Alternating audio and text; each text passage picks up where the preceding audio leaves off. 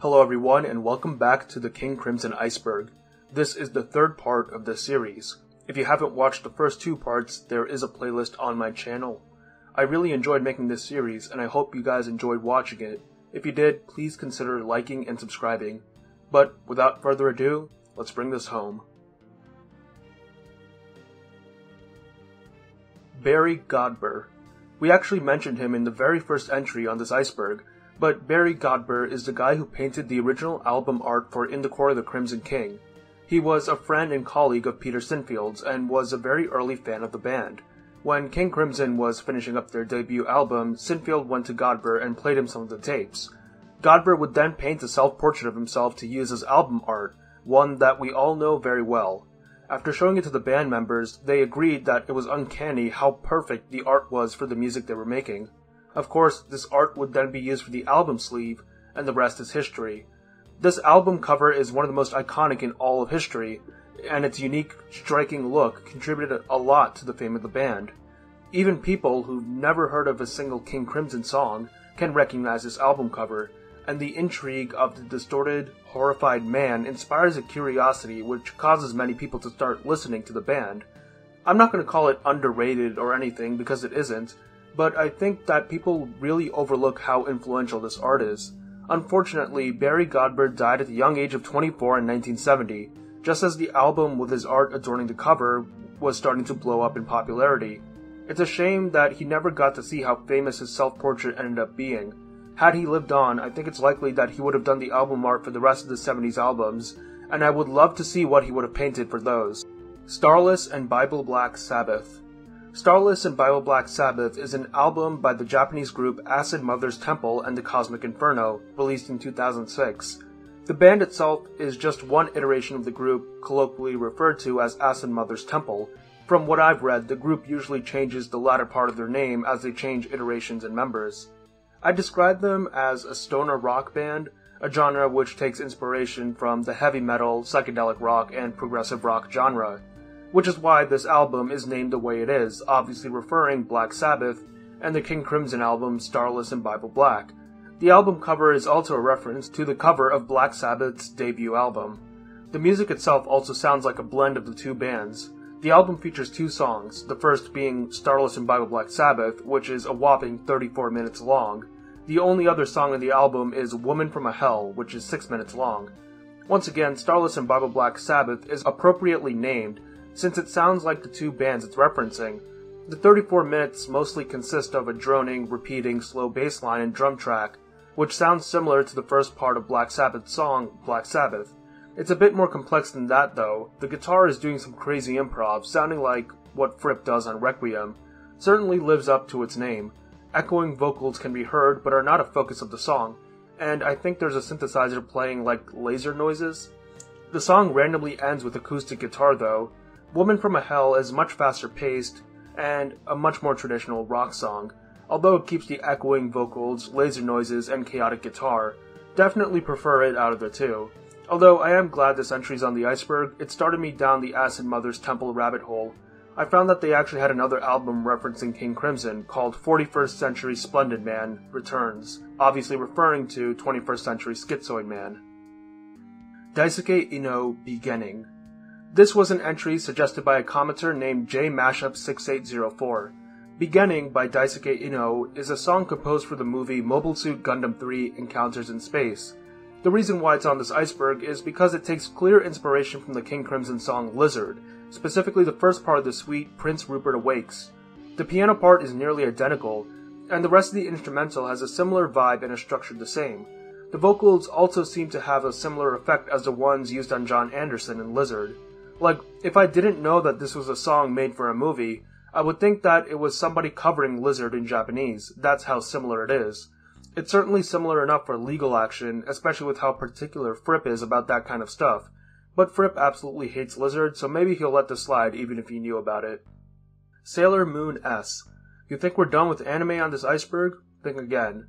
The soundtrack Split Soldiers from the anime Sailor Moon S takes heavy inspiration from Lark's Tongues and Aspect Part 2. Well, I say takes inspiration, it basically just copies Lark's 2, at least some of it.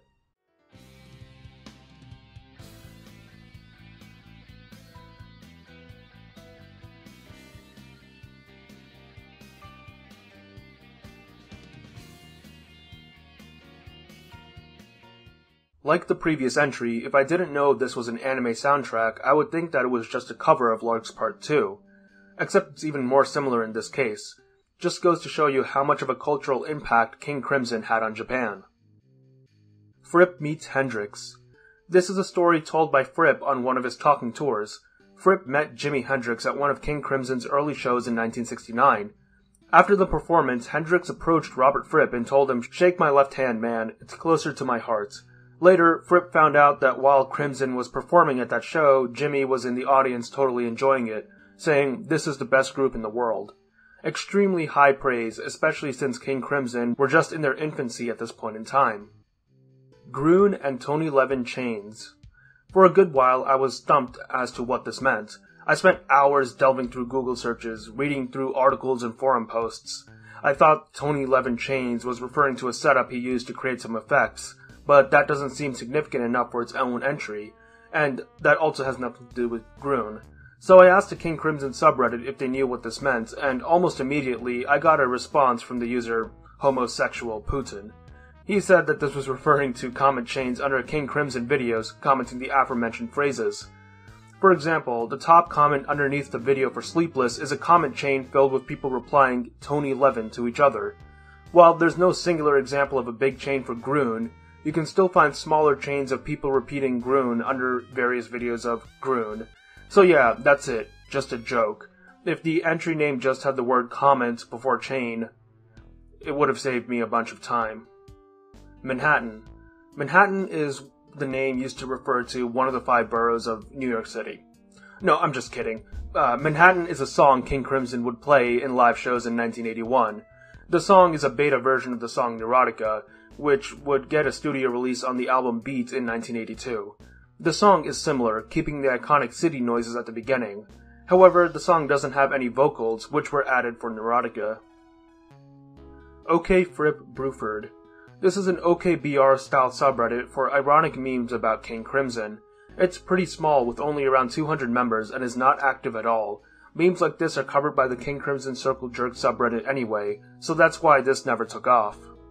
Clueless and Slightly Slack. This is the name of an improv that the band did in 1974. It's a slower piece, starting with some nice David Cross violin before getting into a heavier rock segment, and then ends off with a very unique segment that sounds like a woodwind, almost identical to a tin whistle. Although I'm not sure if this is actually a tin whistle or a string instrument with some effects put on it. The title of the piece is obviously a parody of Starless in Bible Black. As we talked about in the previous layer, the band members would often make parody names to use while rehearsing, so Clueless and Slightly Slack is likely one of those names that was just used for the actual name of this improv. The League of Gentlemen. This is a studio album created through a collaboration between Robert Fripp and a band called The League of Gentlemen. The album on vinyl has 14 tracks, however I'm more familiar with the abridged CD version called Robert Fripp, The League of Gentlemen, God Save the King.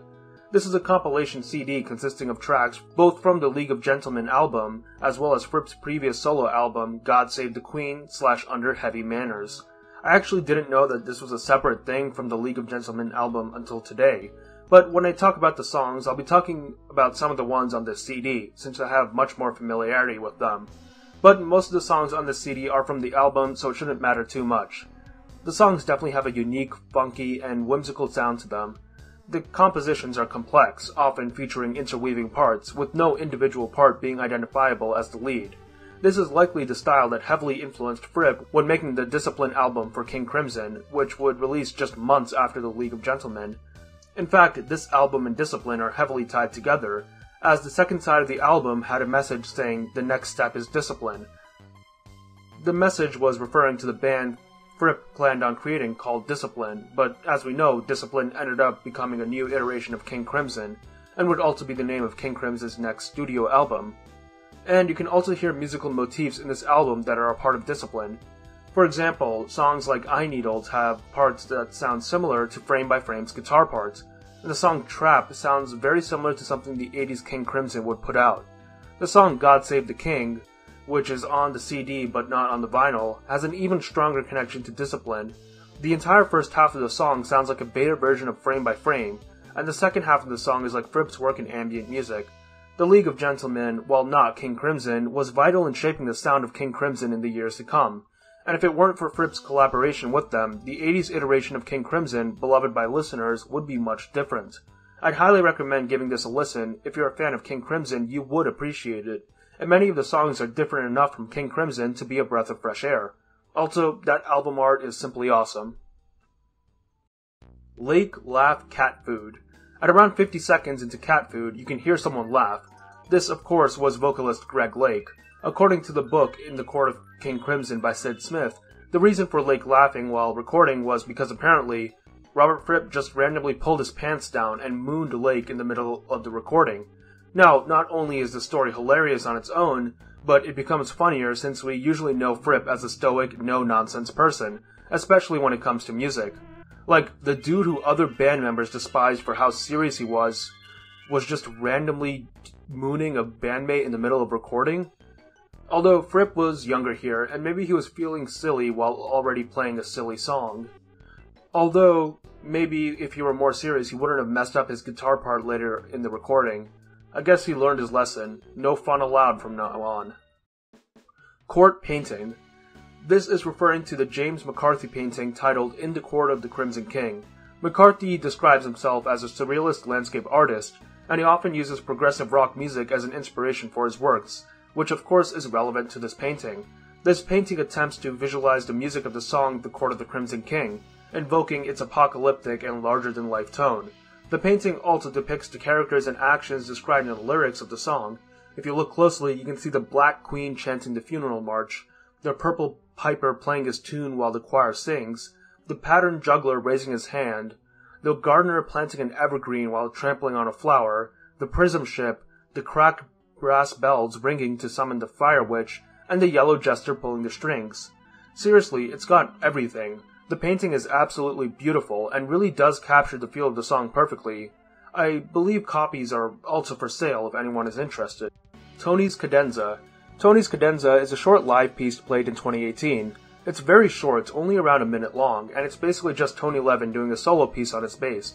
I guess it's on here because it's unique as a Levin solo piece, and also due to the fact that I think he's playing it on an electric upright bass.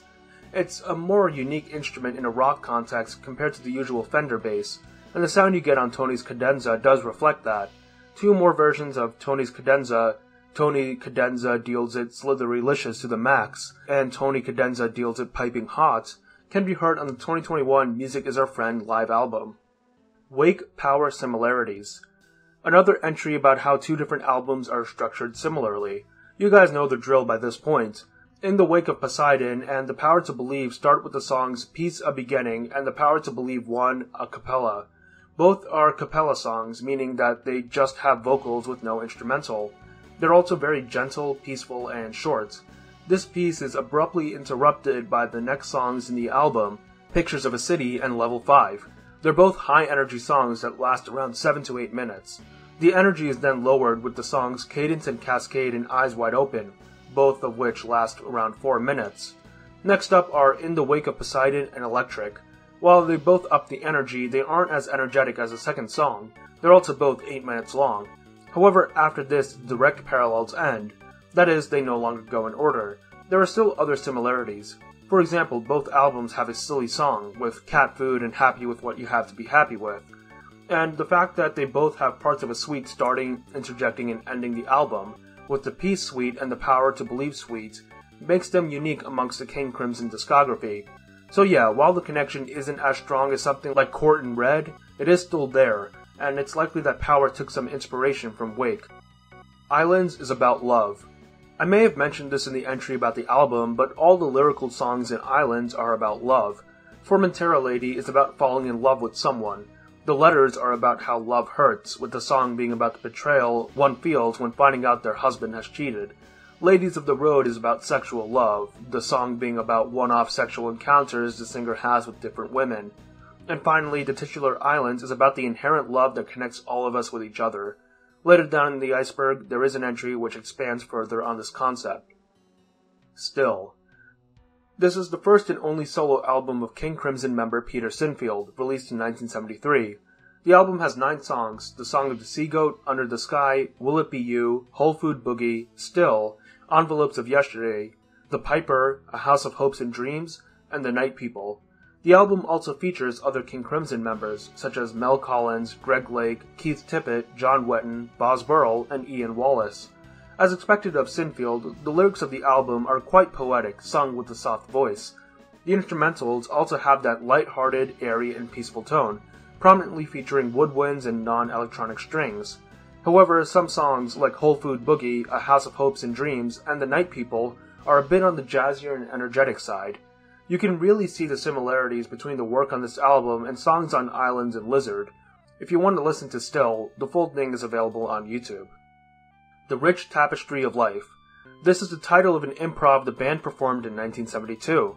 The improv is a whopping 30 minutes long, and, well, by this point you should know the drill with King Crimson improvs. Very long, chaotic, and unappealing unless you've been desensitized to King Crimson's music, which is why it's appropriate for me to say that I actually like it. The first few minutes are admittedly boring and hard to sit through, but around minute 8 the energy and groove picks up, and it doesn't really falter, even in the quieter portions of the song. It's a pretty fun and dynamic improv if you want to put it in the background. This Night Wounds Time. This Night Wounds Time is an improv the band performed which can be found on the Thrack Attack live album. The title of the improv is actually borrowed from the album art on Starless and Bible Black. On the middle of the back cover of Starless and Bible Black, a strange piece of art can be seen, a page from a book where most of the words are covered by paint except for 4. This Night Wounds Time. Why is this on the cover? Well, the piece is actually from the artist Tom Phillips, who did the front cover art for Starless and Bible Black. However, the snippet on the back was not made for the album, but was rather an excerpt of an artistic project of his, called A Humament. In this project, Phillips would take pre-existing books and alter every page in some fashion, such as through painting over certain words. In the end, the meaning of the book is completely transformed, as the presentation of the words have changed, but there's also a visual artistic aspect too. He did this on a book called The Human Document, and in the nature of the project, was altered to A Humament. The This Night Wounds Time page is just an excerpt from this project. Pretty cool stuff. Andrew Keeling. Andrew Keeling is a classical composer and longtime fan of King Crimson. Starting in 1999, he would actually work with King Crimson. He would create new arrangements of existing King Crimson songs for re-releases, as well as work with Robert Fripp on some of his solo work. He'd also work with former King Crimson violinist David Cross, with the two of them releasing an album called Morning Sun in 2009. Keeling would also help author musical guidebooks to some of King Crimson's albums. Fearless and Highly Thracked. This is another song on the Thrack Attack album. I've already gone over the general vibe of the album in its entry, and that stays consistent here. The improv is extremely chaotic. The first half is basically the band playing their instruments at random, while the second half is a dark ambient track. Very cool. Great Deceiver is about God. The final of the Great Deceiver theories, we have Great Deceiver is about God. This is the third theory on this iceberg about the meaning of the Great Deceiver, and to be honest, it's extremely similar to the one about Great Deceiver being Satan. It's just that instead of Satan being the one that tricks the people, it's God. Another connection is the lyric referring to the deceiver as a star. While I already talked about Lucifer being the morning star, Jesus is also sometimes referred to as the morning star. Perhaps the vagueness on if the deceiver is God or Satan was purposeful by the band, as the song's theme is essentially that commercialized religion as a whole is deception. Requiem Breakup. I already spoke about this in the story about Beat, but I'll talk about it again here. As you know, Requiem is an improv track. However, during the production of this track, already existing tensions in the band came to a head. Fripp and Ballou were basically fighting over creative control of the track, especially regarding the guitar parts. During the argument, Ballou told Fripp to leave, which he did. Fripp was nowhere to be seen or heard for 3 days after the argument, and the band members worried that this meant that King Crimson had unexpectedly broken up. However, after they tracked Fripp down and talked things out, it all came together. Fallen Angel Improv. While the song Fallen Angel is a composed song on the album Red, it actually originated as an improvisation piece 2 years prior. It was performed live at the Zoom Club in Frankfurt 1972, and you can find this early version of the song on the respective live album. Larks and Three of a Perfect Pair Connection. This is another connection between two albums. However, in this case I don't think it's supposed to be a direct parallel of the songs, but rather a parallel in the symbology and themes utilized in both of these albums. If you've watched the previous parts of the Iceberg, you know where I'm going with this. Both of the albums have heavy themes of coinciding masculine and feminine energies to form something new. We can see this in the album art. Larks has a hybrid of a masculine sun and a feminine moon. Perfect Pair has something similar, though not as obvious. The two curves represent the masculine penetrating the feminine to create a third, brand new shape. The theme is also reflected in the music. Larks plays with the idea of merging the masculine and feminine through contrast in how the music itself is played, such as the dichotomy between Cross's delicate violin and Fripp's aggressive guitar. Three of A Perfect Pair does this in the sides of the album, with side 1 consisting of more accessible, conventional-sounding songs, and side 2 consisting of more avant-garde songs. These are the only two albums to play with this idea of dichotomy so prominently, which is why Lark's Tongues in Aspic and Three of A Perfect Pair are connected. The Errors. The Errors is a live piece played quite recently, in 2017 by the Rad Crim lineup. It's notable among live pieces for not being an improv, but rather a composed piece with lyrics and all. The song itself is quite tight, with some clean drums and guitar parts, and there's a hint of blues coming in with the vocals. A lot of people enjoy this drum-focused style of Rad Crim music, and many people say that if there was a studio album for Rad Crim, The Errors should be on it. Travel Bleary Capricorn.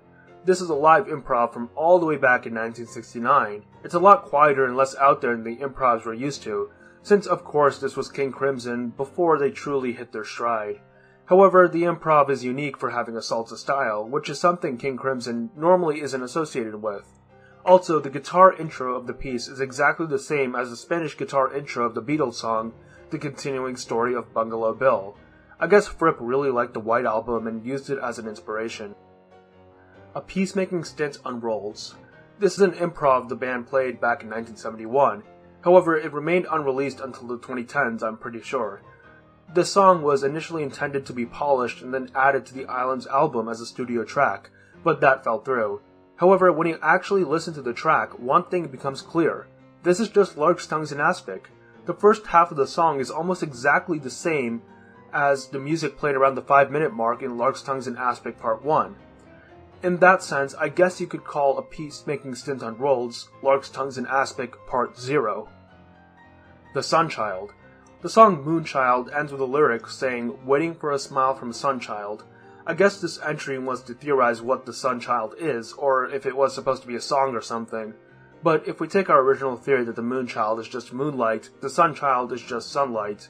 The smile from a sunchild represents the first sunlight of the morning. Within the album itself, it represents an awakening. Moonchild is the night, lulling you to a peaceful sleep. Then after it, you are broken up by the bright sun, through the energetic Court of the Crimson King. Song Soup on Sea. Song Soup on Sea is the name of Peter Sinfield's personal website. On this website, he hosts various information regarding his life and career. He has a compilation of all the lyrics he's written for bands, photographs he's taken over the years, and the poems he's written. However, the most interesting pages on the website are those where he explains his inspirations for the themes, composition, and lyrics of the music he writes. These pages go extremely in-depth, providing paragraphs of esoteric lore of like every single line in every single song he's written. And it's difficult to even make sense of some of this stuff. Like, just to go into one example, Sinfield says that the structure of In the Court of the Crimson King album is defined by an octant cycle, combination of points of high and low areas of ascending and descending. This makes sense. It's basically the contrast in high and low energy songs we talked about.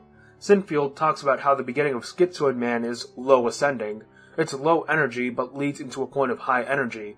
So if you remember, the first 30 seconds of 21st Century Schizoid Man are just this weird low static noise, which Sinfield calls night sounds. However, according to his explanation of the website, this specific state of the music is called the receptive, which is represented by the earth symbol. In turn, the earth represents the mother's womb, who gives birth to ascension, which seeks to leave its mother behind and go to heaven. So we've got all this esotericism given as an explanation for, might I remind you, just the first 30 seconds of static on 21st Century Schizoid Man. It's absolutely insane, and you can go down this rabbit hole for basically every King Crimson album Sinfield has worked on. Sinfield's explanations of King Crimson music go so deep that it would take days just to parse all the information on his website and present it in an accessible way. Also, the most interesting part is that while looking through his explanations, it becomes clear that basically every album he wrote for King Crimson have interconnected ideas and themes. It's like one big conspiracy web where everything is connected. In the late 90s, early 2000s, Web 1.0 design adds a lot of charm, but also makes the information seem even more crazy. It's like the websites you find on the deep web, where it's just one dude running this massive HTML rabbit hole ranting about some esoteric conspiracy. This website is truly a gem, and I definitely recommend checking it out. We will be revisiting it for a couple entries in the future. Beelzebub. What is a King Crimson exactly? Well, according to Robert Fripp, King Crimson is another name of Beelzebub. In one of the box set booklets, Fripp is quoted as saying, "The name King Crimson is a synonym for Beelzebub, which is an anglicized form of the Arabic phrase Bil Sabab. This means literally the man with an aim, and is the recognizable quality of King Crimson." So yeah, Beelzebub has an aim, the band members also have an aim they strive towards. Makes sense to name the band after him. But that isn't really what Beelzebub is known for. Depending on what mythos you refer to, Beelzebub refers to various deities or demons, but the name is most commonly known through its use in Christian mythology as another name for Satan. So yes, it's likely that the band is just straight up named after Satan. I mean, it makes sense to have such a name, considering all the occult elements in King Crimson's early music. Also, a pretty common interpretation of In the Court of the Crimson King is that the court is hell, and the Crimson King is its ruler, or Beelzebub. However, Peter Sinfield, the guy who gave the band its name, denies this. He says that King Crimson is a name that can refer to any ruler who reigns during dark and unstable times in the world. This brings us to our next entry. Frederick II. One such ruler during dark and unstable times is Frederick II, a notable Holy Roman Emperor in the 13th century. Peter Sinfield has quite the interest in this man, as almost all the lyrics in the Court album were inspired by him in some way. Of course, there were other inspirations like the Vietnam War, but if we go back to the Song Soup on Sea website, we can see that Frederick II was a huge influence on the writing of the album, as Sinfield wrote about 20 web pages worth of content relating Frederick II's life to the lyrics in the album. Frederick II is meant to be the Crimson King.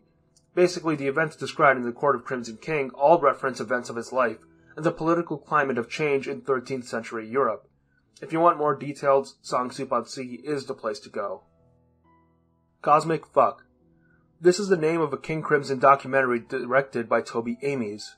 Well, it was the name. It was renamed to In the Court of the Crimson King, King Crimson at 50.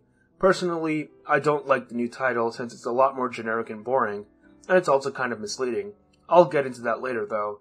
The film released in 2022, but this isn't really a typical band documentary. While it would be great to have a film going over the comprehensive history of the band, talking about each lineup, album, and overall evolution of their music, this film doesn't fill that role. Rather, the documentary is mostly about how Fripp leads the band and what his relationship with the band's other members is like. The doc mostly focuses on the Radcrim iteration of the band, but a bunch of other members from across the band's iteration also do show up, even if briefly, mostly to talk about their experiences working with Fripp. Fripp is the centerpiece of the doc, with him discussing the philosophy of music and how that shapes what he wants King Crimson to be. Meanwhile, other band members give their thoughts on this and on Fripp, often talking about how much of a tyrant Fripp is. This is a good approach. Documentaries that tightly focus on a single question or subject tend to be better than ones that are broad retellings of history, especially when it's just one documentary and not a series. Besides, if the filmmakers really wanted to document all of King Crimson history from 1969 to 2021, they could not do it justice in a reasonable runtime.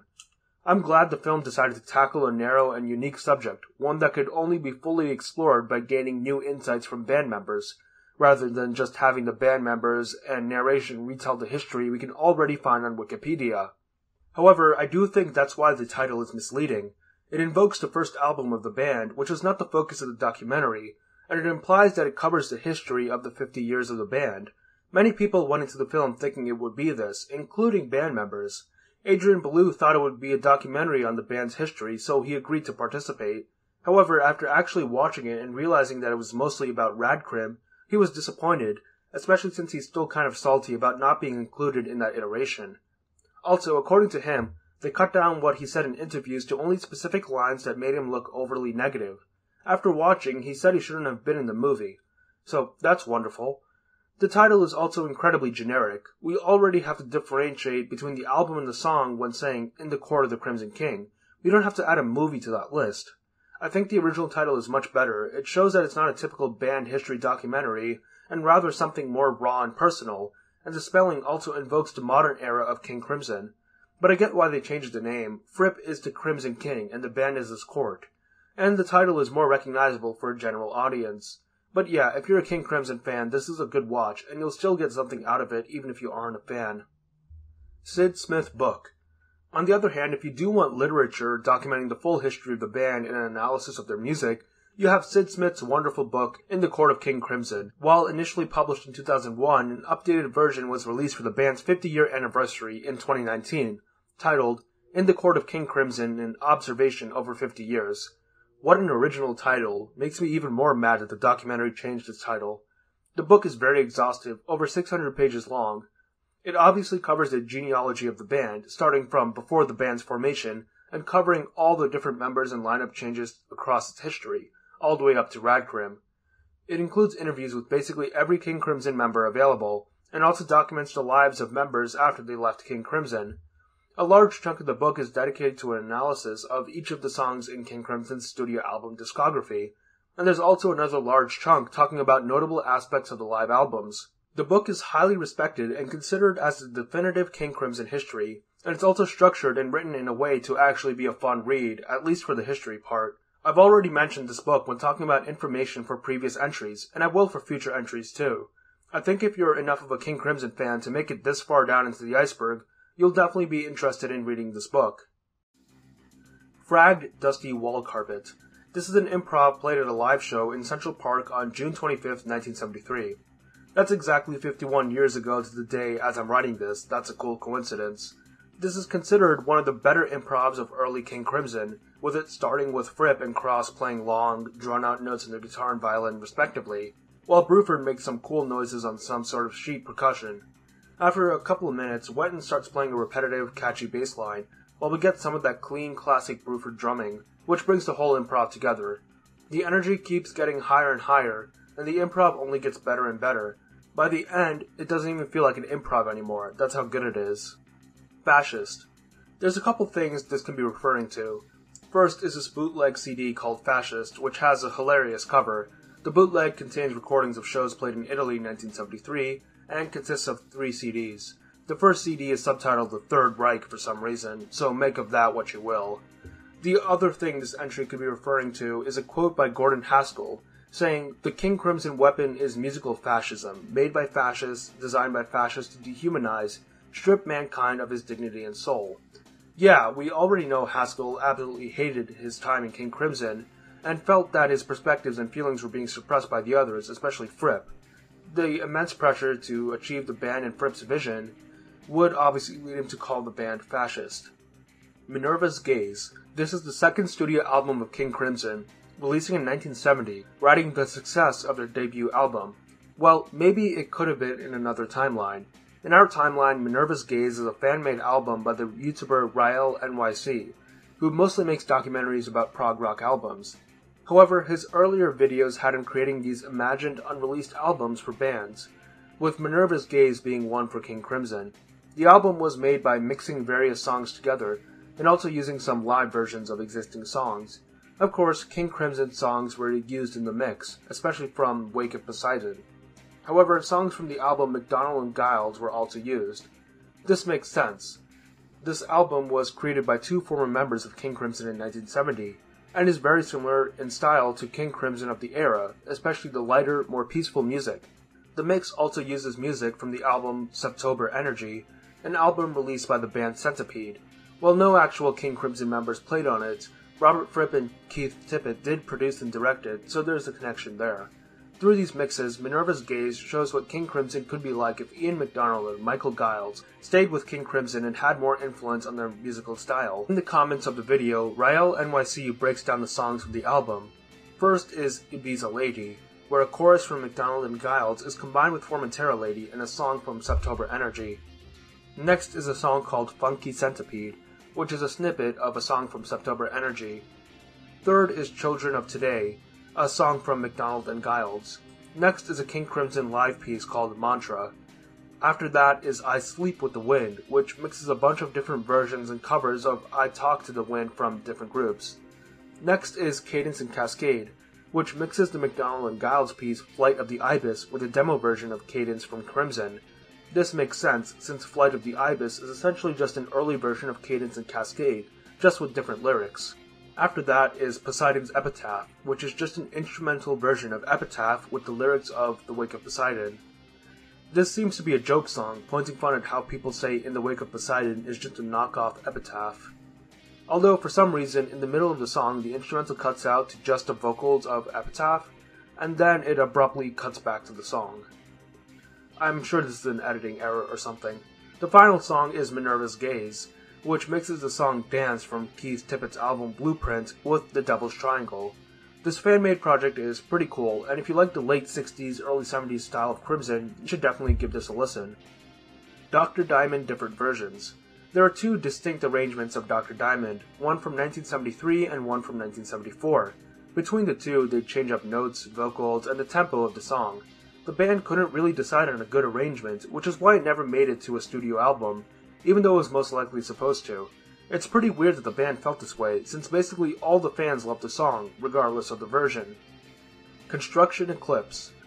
On the back cover of the Construction of Light CD, we see photographs of various points of a solar eclipse next to names of the band members. Andrew Keeling provides an explanation for this on his website. He says, quote, "In purely instrumental terms, the Construction of Light is a work of light, or bright metallic guitars, against a darker backdrop, baritone guitar and drumming, which is reflected both in Adrian Belew's words as well as in the black and blue and silver color, also including images from an eclipse. On the back cover, an eclipse joins the masculine sun with the feminine moon, which is important for the Construction of Light as a whole. It seems, as in previous King Crimson works, the Construction of Light is reconciling opposing tendencies. So yes, we have another case of the masculine meeting the feminine, like Lark's Songs in Aspic and Three of a Perfect Pair. Another interesting thing is that these three are the only albums to have songs from the Lark Suite, assuming Level 5 doesn't count. Maybe there's a deeper connection there. So yeah, maybe the images on the back correspond to how the band members play a role in the light-dark dichotomy of the album. Belew is pure light, he plays the airy guitar and does the vocals. Fripp also plays the guitar, but he doesn't sing, and his guitar parts tend to be a bit more gritty, hence the little bit of darkness on his picture. Gunn is the bassist, so it contributes a lot to the heaviness and darkness of the album, which is why his image is pure dark. The theory kind of falls apart with Mastelotto. As the drummer, he should also be dark in his metaphor, but he has a similar amount of light as Fripp. Maybe I'm just looking too deep into this. Asteroid 81947. Typically, asteroids are named with a number, like the title of this entry. However, afterwards, asteroids are given a proper name, typically named after a famous person. On July 31st, 2000, asteroid 81947 was discovered. It was given the name Fripp. Attack-a-Thrack. This is a CD available on the Thrack box set. It is described as a successor to the live album Thrack Attack. Duh. It's a compilation of 5 improvs from that era: Attack-a-Thrack Part 1, Fans, Nuns, Slots, Felons; Attack-a-Thrack Part 2, Declamatory Doth Madden; and Witnessing Dumb Whodunits. An interesting aspect of this album is that each piece begins and ends with the main thrack riff, which kind of ties together all the improvs. You can listen to Fans, Nuns, Sloths, Felons really easily since it's uploaded to YouTube as part of the KC50 series, and honestly, it sounds really good. Definitely a must if you like 90s King Crimson. Zoom Zoom. Zoom Zoom is an improv played in 1972 and part of the Live at the Zoom Club live album. What makes the improv special is that it's a whopping 44 minutes long, which I think makes it the longest single improv piece the band did, and the longest song in general across their discography. Jamie Muir's solo career. So Jamie Muir is an interesting fellow, and although his work with King Crimson is his most well known, he has worked with a myriad of other groups and people on various projects. But his most obscure stuff may be some solo work that very few even have heard. In one of his interviews, he said that after his whole Buddhist monk saga, he tried to return to music in the 80s, but couldn't really find a group of people willing to do band work with him. So he basically started doing some of his own work at home with some tech setup, but didn't like how restrictive the tech was. While he'd record music, he felt kind of aimless in what direction he wanted to go with it, and ended up leaving music. He apparently has a bunch of discs of the solo work, it was just never released in any way. Even if it's not the greatest according to Muir, he is still quite a unique and talented musician, so it would be interesting to listen to in the rare case they ever see the light of day. Prism. Prism is another live piece. A version played at a King Crimson concert in Mexico 1996 can be heard on the live album Vroom Vroom. It's cool because the piece is entirely percussion, just Bruford and Mastalota going crazy on their kits. While a lot of King Crimson live stuff tends to be boring or otherwise inaccessible to the average music listener, I don't think anybody can deny how fun this piece is. It's a genuine bop. Although the song itself wasn't composed by King Crimson members, but rather by jazz drummer Pierre Favre. His version of the song is much longer, at 14 minutes, and slowly builds up the energy. On the other hand, King Crimson's cover of it starts off highly energetic, and maintains that high energy through its 4-minute runtime. One of my favorite live songs from King Crimson, you should totally check out Favre's original version too. Cool Jam. Another live piece, this time a Radcrim piece from 2018. The name is pretty apt. The song is a laid-back, short, and funky tune. However, it's special because it's the last ever song in King Crimson's discography. It's the last piece of the Meltdown live album, which released in 2018. Well, it's a bit complicated.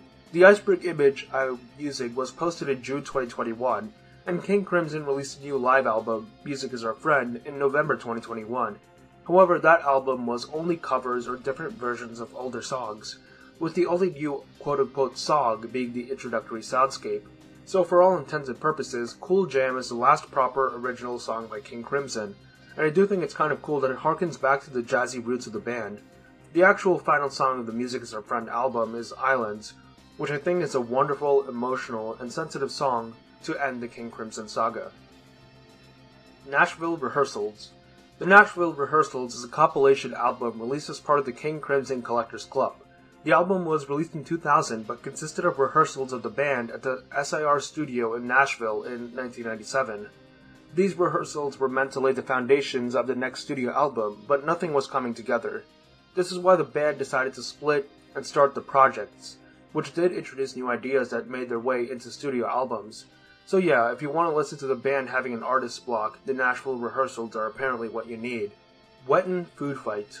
When John Wetton was part of a band named Family prior to King Crimson, he stayed at a hotel in Avignon, France with the band.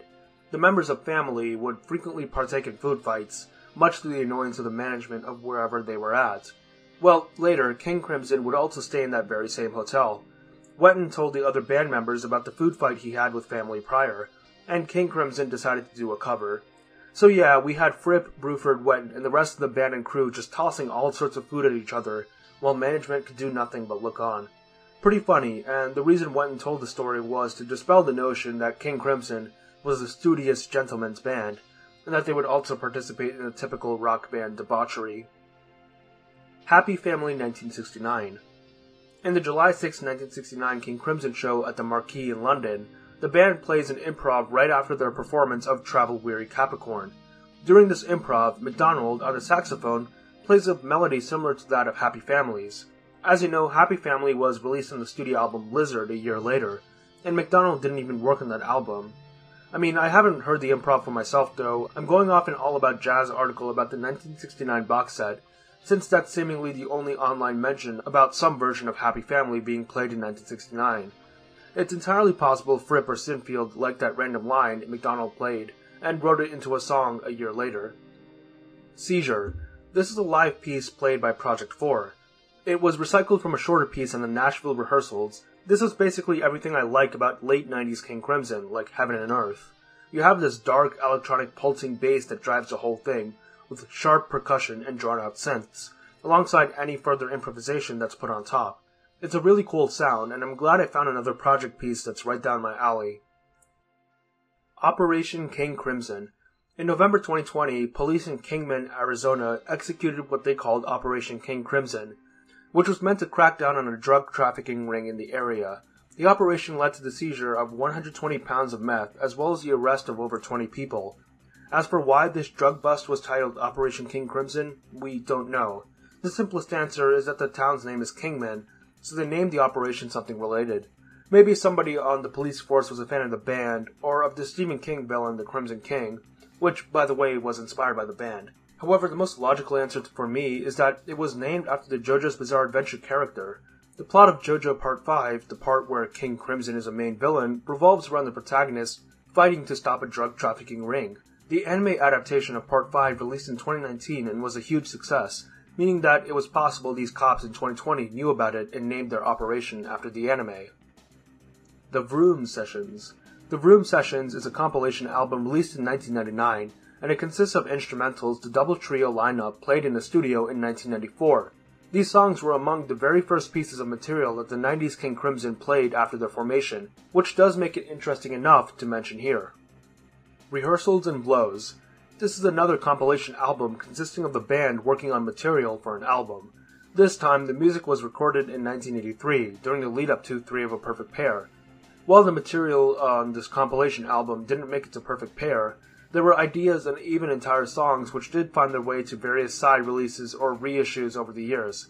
It's an interesting listen if you wanted to see how the members of the 80s iteration would craft their iconic sound. Hoodoo. This is a rare and obscure song that the Radcrim iteration played in 2014. It's not easy to find, with the only reliable way to listen to it being the 2014 Elements box set. But the snippet on the box set is only 23 seconds long, so you're not getting much out of it, which also means that there's no sample snippet on DGM's website. But according to people who have heard it, it's a composed, tense piece with long pauses to build that tension. If any of you have heard the full thing, let us know how it is in the comments. Yoli Yoli. This is a song the band recorded in 1983, but was scrapped for not being that good. It was later released on the On and Off the Road box set, and then as part of the KC50 collection. And yeah, it's not great. The only thing it has going for it is the marimba backing track, which is the sole instrument of the song, making it somewhat unique. But yeah, the vocals are grating and nonsensical, and the song as a whole feels incomplete. It sounds more like something you'd hear your college's resident hippie perform on the quad than a King Crimson song. This iteration of the band had already shown that they were able to play some good, African-inspired New Age music with The Sheltering Sky, so I'm not really sure what they were thinking here. But yeah, it's probably not complete, and it was abandoned for a reason. Separation. Separation is a song on Jacko's solo album, Secrets and Lies. However, it was initially written by Jacko and Fripp for the album Jack, Zig, Fripp, and Collins, which is basically an unofficial King Crimson album. As part of the song was released in the 2014 Elements box set, but the song would be fully released in 2020 as part of Jacko's aforementioned solo album. And even though it isn't officially King Crimson, it's got Radcrim written all over it. Ba Ba Boom Boom. This is a song in the 2015 Elements box set. Like its namesake, Ba-Boom from Thrak, it appears to be a complete percussion piece. And that's all I had to say about it. It's not like I can find much more information online about it. Silent Night. What better way for the members of King Crimson to spread the joy of Christmas than using a Frippatronics loop in Jacko's voice? But seriously, their cover of Silent Night is unironically great. It's an old Frippatronics loop from 1979, similar to Robert Fripp's ambient work, with some Jacko vocals added on top. At the end, a guitar plays the melody of the song as well. What I described is the edit of the song released as part of the KC50 collection, but that's the best version anyway. It's a really interesting and unique take on the original piece. Silent Night has always been a slower-paced, calmer Christmas carol, but it still invoked that sense of warmth and joy of Christmas. It feels like the night of Christmas Eve, after everyone's gone to sleep, in a warm house with Christmas decorations faintly lit by a fireplace. However, the King Crimson version feels cold, like an undisturbed field of snow circled by a grove of pine trees. The weather is clear and the stars are bright, but the cold is still biting. It invokes that Christmas feel in a different way. While this won't make it on a proper Christmas playlist, it's worth listening to at least once in that season, especially if you do it while out in the snowy cold. Sustains. This is the name of a suite originally conceptualized in Project 2. It's got a 3-part release on the Power to Believe box set. Honestly, not much to talk about. It's another ambient Frippatronics guitar mix, but I will say that it has a darker and heavier feel than the other Frippatronics loop tracks. Shark's Lungs in Lemsip. This is a live piece played in October 1973 and can be heard on the Great Deceiver live album. It's honestly a pretty creepy piece, sounding like a horror movie soundtrack. This is probably only on the Iceberg because of its name, which was retroactively given as a humorous reference to Lark's Tongues in Aspic. Other Fallen Angel improvs. We already talked about how Fallen Angel had its origin as an improv at a 1972 show in Germany. However, the riff was used in various other improvs of that era. There's little information about this, and I'm not about to go and listen through the hours of improvs from that era to try and locate other uses of the riff. But if you happen to find yourself listening to 1972 King Crimson improvs, keep your ears peeled for an appearance from Fallen Angel. Fripp's Gonorrhea. A bit of a strange entry, but an interesting story nonetheless. In 1969, before one of King Crimson's earlier shows, Greg Lake had the goal of finding women to, spend time with for the week. Lake also wanted to help Fripp out with this endeavor, since Fripp usually had trouble with picking up girls. It's a surprise to me, typically the ladies love those unkempt lamb chop sideburns he's sporting. Greg Lake, on the other hand, had the reputation of being a playboy, bringing home multiple girls a week, which is of course typical for us bass players. So he decided to be kind and be a wingman for the poor guitarist, and he did his job well, as Fripp did bring home 2 girls that week. He didn't just bring home the girls though, since soon after he was diagnosed with the STD gonorrhea, no doubt given to him by one of the 2 women. While the disease is not hard to cure, even back in 1969, it's still a good reminder to stay safe. It is for you, but not for us. This is a live piece from 1974 that can be found on the Great Deceiver live album. It's unique because the song was just kind of spontaneous. The band was playing Easy Money, but instead of completing the full 7 minutes, after the 2-minute mark, it launches into this song. It definitely has a similar style musically to Easy Money, and in another universe I can see this actually being part of Easy Money, with the song being structured sort of like Moonchild, 2 minutes of structured vocals followed by almost 10 minutes of loosely structured instrumentals. Deja Vroom. Deja Vroom is a DVD showcasing concert footage from a show in Tokyo 1995. The film contains songs from all the eras of the band up to that point, as well as some bonus features like commentaries, short films, and even a feature where you can mix and match recordings of different players from across different iterations of the band in order to make your own unique mix of 21st century Schizoid Man. Islands is a concept album. We've already talked about the overarching theme of love across the songs in Islands, but we can take this one step further and theorize that Islands is a concept album, or an album where all the songs tell one narrative story. First, we start off with Formentera Lady, where a man meets a woman he falls in love with, and later marries. However, he is a cheater and cheats on his wife. This is represented by Sailor's Tale. While not having any lyrics, the song shows this action through its structure, having a rhythmic, repetitive, and energetic melody building up for most of the song, and after the climax, the song ends with dark, foreboding ambience. This shows the man's feelings while cheating. It's fun in the moment, but in the end he still knows what he's doing is wrong, and it catches up to him in the letters. The song is pretty straightforward. The man's wife finds out about his cheating, writes a letter to the girl he's cheating with, and ends her own life. We then move on to side B of the album, where, much like the vinyl, the man's life has been turned upside down. He is now alone, left with nobody. In order to fill the void in his life, he travels and sleeps around with multiple women, but feels no strong connection to any of them. This is shown in the song Ladies of the Road. After failing to spark a connection, he does some serious introspection, represented by Prelude, Song of the Golds. After this introspection, he comes to the understanding that even though many people feel isolated, there is a sense of community and love that you can find if you reach out. This is what happens in the song Islands. With this understanding, the man becomes a better person and is able to move on. So yeah, this is the story that people generally agree on when the discussion of Islands being a concept album comes up. And honestly, I think it makes sense. The League of Gentlemen, 1960s. In the early 1960s, Robert Fripp and Gordon Haskell were attending the same school, and were actually in a band together with some of their other classmates. The band was called the League of Gentlemen, which was likely named after the 1960 British action comedy. In this picture, you can see a young Fripp on the far left and a young Haskell on the far right, joined by their bandmates Tino Licinio on the guitar and Stan Levy on the drums. This was the first proper band Fripp was a part of. It's pretty interesting because we know that almost 20 years later, Fripp was part of another band called the League of Gentlemen, which we already talked about, and considering he founded the band, it's likely he named it after the one he played in when he was younger. Fripp singing. Fripp is a guitar player, not a singer, and thus he has never sang on any King Crimson song. However, there are multiple ways you can hear him sing. In the outtakes of Lizard, we can hear him sing the chorus to Prince Rupert Awakes. Oh, the Temple Master's bell is kiosk and his blackworm seed. Yeah, you can see why he doesn't pursue a singing role. Although he did get better over the years, since he does sing in some Robert and Toya videos. Oh, I'm so hot. sexy.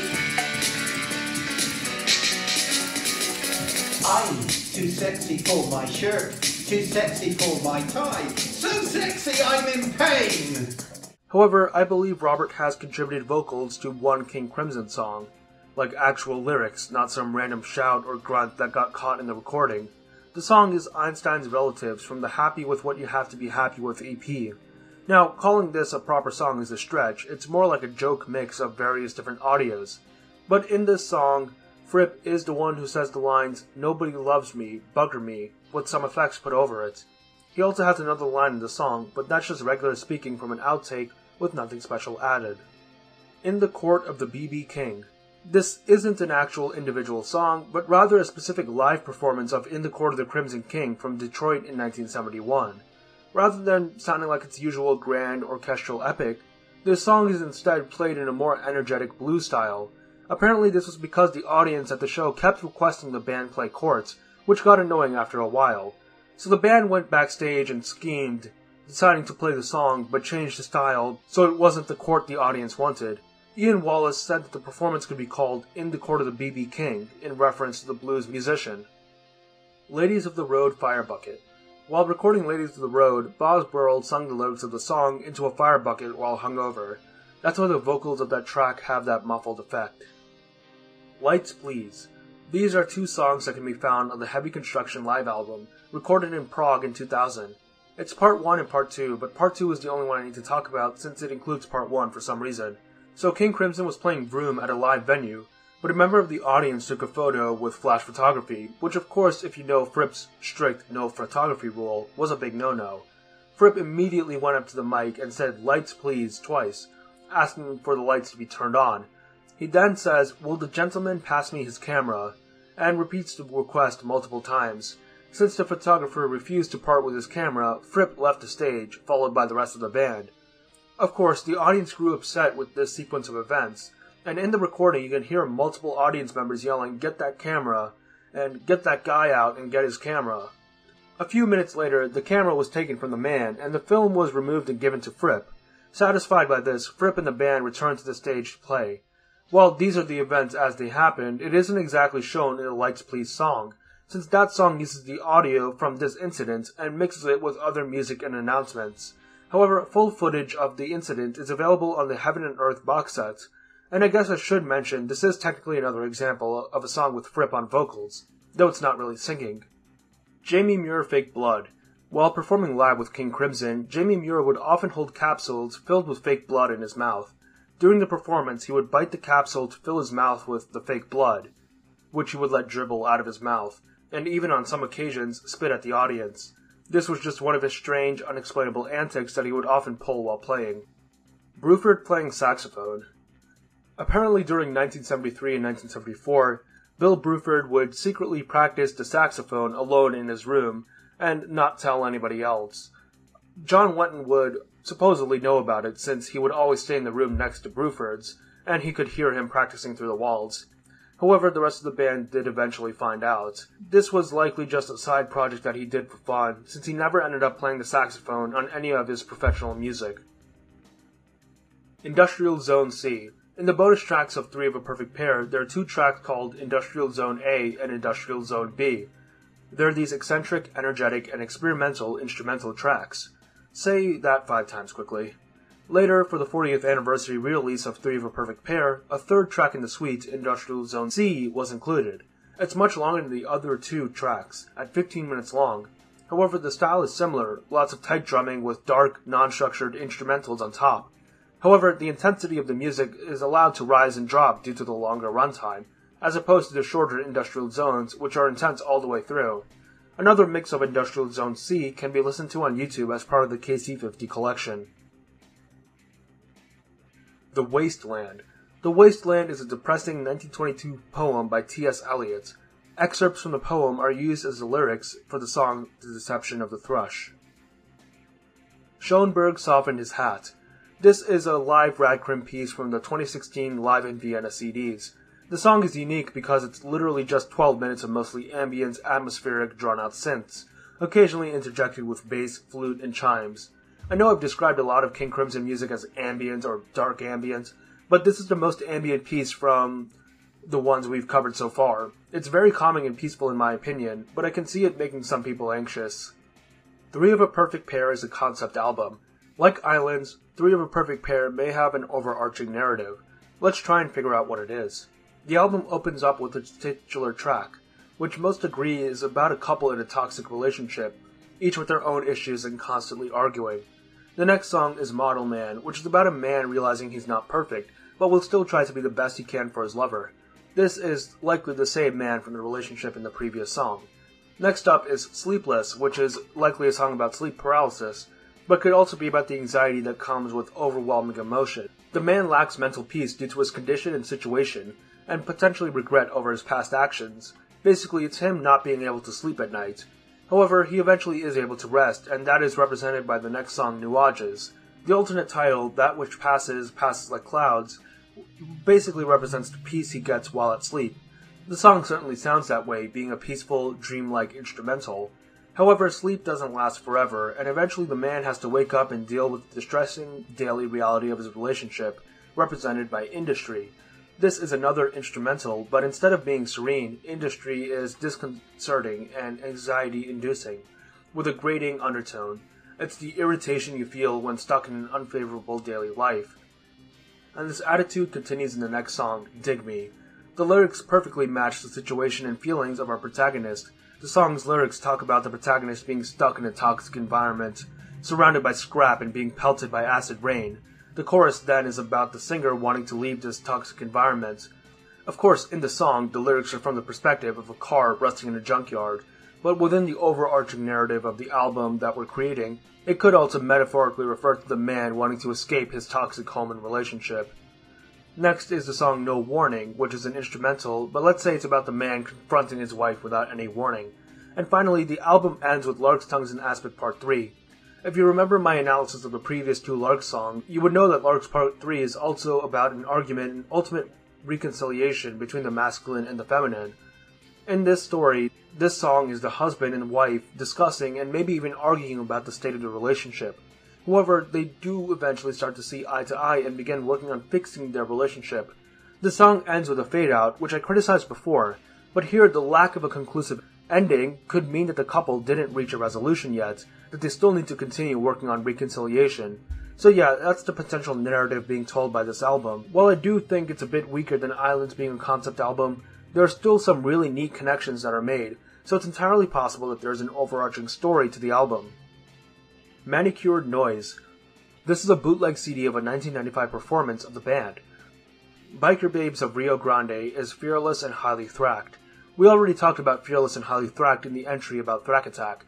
It was an improv recorded at a live show on November 20th, 1995. 2 days later, on November 22nd, the improv Biker Babes of the Rio Grande was recorded. Despite having a completely different name, it's very obvious that they're both essentially the same piece with slight differences. They probably liked the improv that they played on the 20th and did it again on the 22nd. T.U. T.U. is a band formed in 2002 consisting of two members, Trey Gunn and Pat Mastelotto. They mostly do jazz improv, and they were active for over 5 years. They've only had 4 releases, 2 studio albums, an official bootleg, and a live album. Raw Meat on Stage. Another entry with such little online information that I had to ask around for the explanation. The most detailed answer is sourced from the Sid Smith book. Apparently at a show in 1981, the audience was pissed due to the show starting late and the set not being that good. As the band was leaving, somebody in the audience threw a giant piece of raw meat on the stage. This sounds about right, however another answer would say that the same thing happened, but at a Lark's era concert, which would date it in the early 70s. Considering that the first answer provides a source as well as a quote, I'm willing to say that this is the correct answer and the other person may have gotten the era wrong. Or maybe there were 2 separate raw meat incidents. Also, shout out to the user SSTWL Asher. Even though I may have been slightly dismissive of them in this entry, they were very kind enough to provide me access to a document where they themselves were working on explanations to the entries of the bottom few layers of this iceberg, which did help me with my research for some of the more obscure entries. Thank you so much. Trees. Trees is a King Crimson song played live at one of their shows in 1969. This is one of the most mysterious King Crimson songs, as the only recording we have is extremely low quality. The full song is around 19 minutes long, although the official release of it on the Live at the Marquee album only includes 4 minutes. Several years ago, there were YouTube uploads containing longer segments of the song, but they were all taken down. In the official release, the 4 minutes included are quite beautiful. It starts off as only vocals, with an angelic voice just singing "La" with no actual words. Around 2 minutes in, similarly serene instrumentals are introduced. It is a testament to how great the song sounds, when even when listening to a recording of such horrific quality, it still sounds so beautiful. According to some secondary sources, the rest of the piece after this was more the traditional jazz and rock early King Crimson was known for. The music played was quite similar to songs like Pictures of a City, whose melody was likely reused from Trees. Pretty cool stuff. I hope that we get an official release of the full song from DGM, hopefully in a higher quality. Meanwhile, we can enjoy covers of the song, like the one playing in the background right now.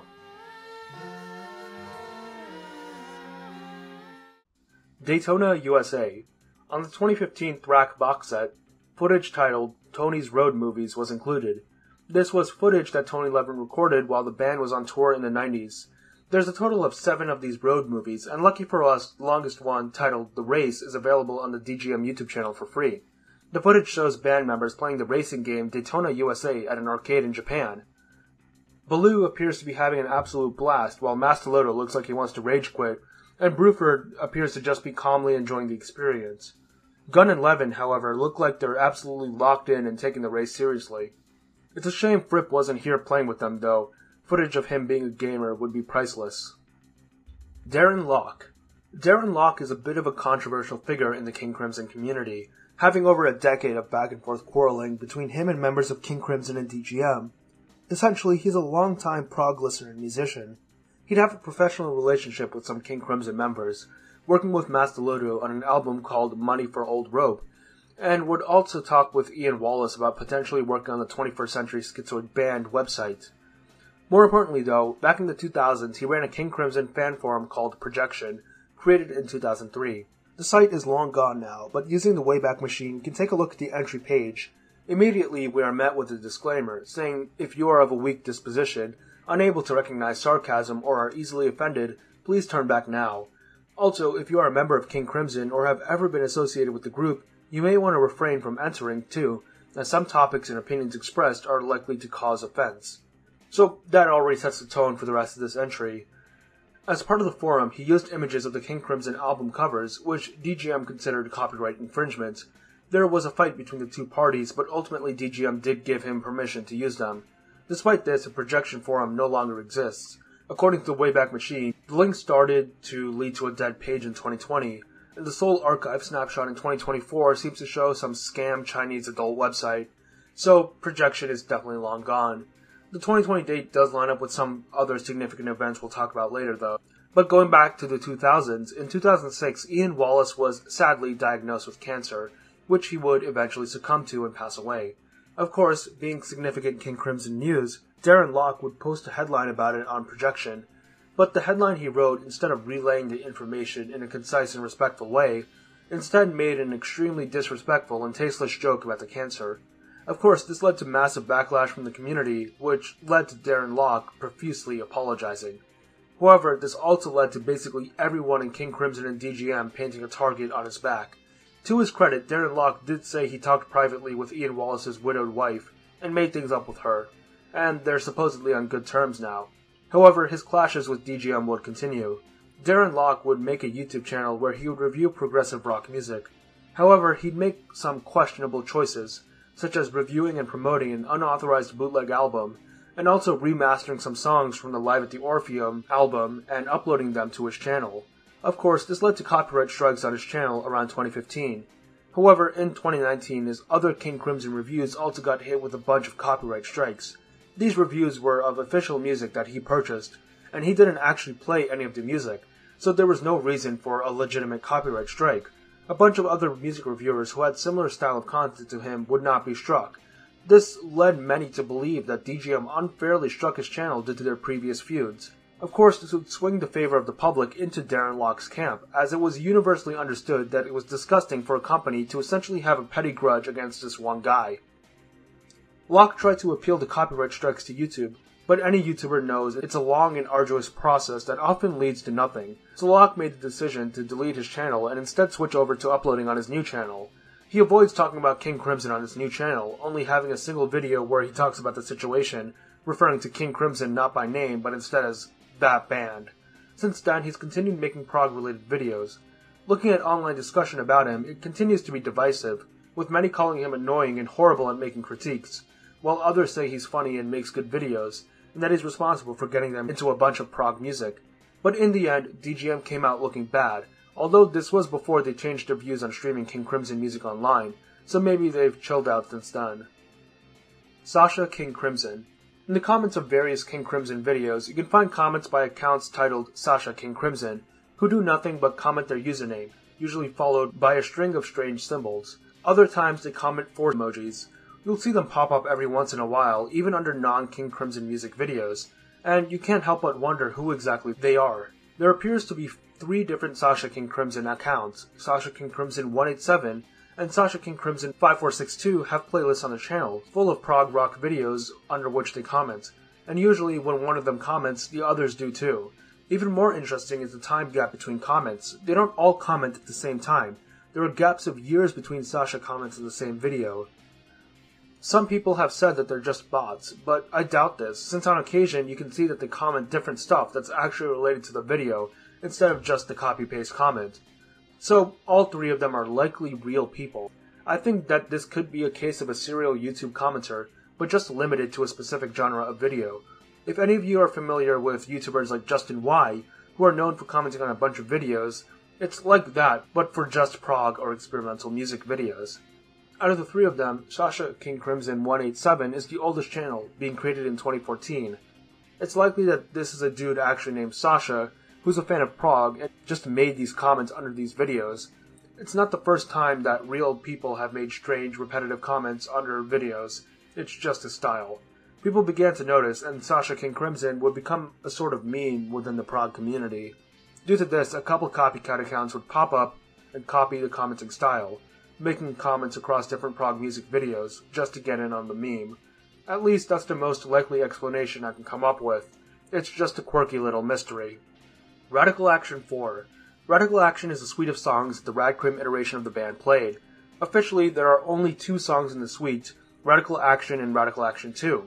However, in late 2017, the first Radical Action underwent a change in composition, becoming longer. This has led to some, including official set lists, renaming the song Radical Action 3, with Radical Action 1 being the intro of the song. However, some band members have said that there were meant to be 4 parts of the suite, which is confusing, until you learn that the song The Errors was initially supposed to also be named Radical Action. So with that, there are technically 4 parts in the Radical Action suite. However, this may not be the full story, since Radical Action 3 kind of unintentionally came up, and Errors may not be the planned 4th song in the suite. This would mean that there are 1 or potentially 2 Radical Action songs that were planned but never came to fruition. Under Milk Wood. Under Milk Wood is a 1954 radio play about the fictional lives of various characters living in a small Welsh town. It opens with the lines, "To begin at the beginning. It is spring, moonless night in the small town, starless and Bible black. The cobble streets silent, and the hunched courtiers and rabbits wood limping invisible down to the slow, black, crow-black, fishing-bot bobbing sea." Within this word salad, one phrase probably stood out to you guys, starless and Bible black. Yes, 20 years after Under Milk Wood first played on radio, the members of King Crimson would name one of their studio albums after this one random phrase from the play. And this also means that the song Starless on Red would also be inspired by the line from the play. So yeah, it's cool to trace the origins of King Crimson's greatest song back to this. Ahriman's Ceaseless Corruptions. This is another unstructured, dark ambient piece like Schoenberg softened his hat. It can be found on the same live album, Live in Vienna. I'm not really sure why it was singled out for the Iceberg, other than being a really obscure live piece the creator of the Iceberg liked, I guess. Although the title is interesting. Ahriman is the dark spirit of evil in Zoroastrianism, and he is responsible for corrupting humans. In that way, he plays a similar role to Beelzebub or Satan, which is what the name King Crimson somewhat refers to, even if that idea is contested. So in a way, the song's title could be reaching back to the origins of the band, and the song itself does kind of sound like an evil spirit going around corrupting people, so it definitely deserves its title. Dance of Death. This is a bootleg of the band's show in 1973 Switzerland. Honestly, after researching the entry on Darren Locke, I'm afraid of even mentioning bootlegs in this video, so I'm going to move on quickly. Epitaph Howling. In the 2019 alternate mix of Epitaph on the 50th anniversary re-release of In the Court of the Crimson King, at around the 8-minute 10-second mark, there's a strange howling noise. I'm going off this Reddit post describing it, and it's a shame because almost nobody in the comments is talking about it. They're just talking about other strange noises in other songs. At least this one guy says it's a high-pitched mellotron note, so we'll take that as a proper explanation for the howling. Jurassic Thrack. This is a compilation CD in the Thrack box set containing the recordings of the band, as they composed and recorded songs for the Thrack album. You're basically listening as a spectator in the studio as the band figures out how they want the new songs to sound, which also means you get to listen in on early versions of the songs, as well as music that didn't get an official release. But the best part about it, in my opinion, is listening in on the band members bantering, as well as bloopers of them messing up the recordings. Toy Story. In Fripp's diary entry from September 17, 2003, he mentions being told that some of the animators for Toy Story would listen to Thrack Attack while working on the movie. It's likely he meant Toy Story 2 here, since Toy Story 1 came out before the release of Thrack Attack. But still, it's funny imagining the juxtaposition between the songs on Thrack Attack and Toy Story 2. Like, imagine if the animators went one step further and licensed the songs from the album for the movie. Like, instead of You've Got a Friend in Me, the theme song for Toy Story 2 was The Slaughter of the Innocents. Noises at the End of Court. So if you've ever listened to 21st Century Schizoid Man, which I hope you've done if you're this far down into the iceberg, you'll know that approximately the first 30 seconds of the song are these unnerving, wheezing notes. Apparently this was created by using your whole arm to press all the keys on a reed organ. This isn't the only time the sound appears in the album, though. If you listen to the expanded and remastered version of the album, which is likely the version you have access to if you're listening using a streaming service, the sound appears again at the end of the song In the Court of the Crimson King.